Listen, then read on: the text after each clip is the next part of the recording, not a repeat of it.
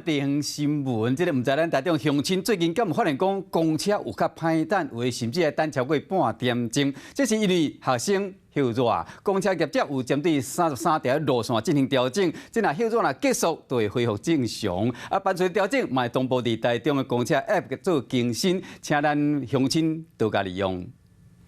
7、8月份学生放暑假，台中市区公车嘛对咧放暑假，有民众就发现，有的班次等待时间是原本的1倍以上。寒暑假会先停驶，那等到了开学的时候再复驶，所以公共运输怎么提供个稳定的班次给民众？我想这是交通局必须当务之急。 台中市交通局讲，学生放暑假就较袂坐公车，公车业者就只好暂时减班，等开学了后，就恢复正常。当天有一些班次可能因为驾驶的状况而有停驶的过程，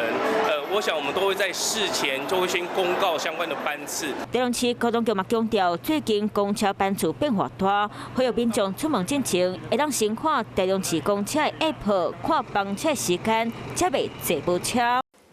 嗨，我是映彤，记得订阅华视的 YouTube 频道，并且要开启小铃铛哦，站起来！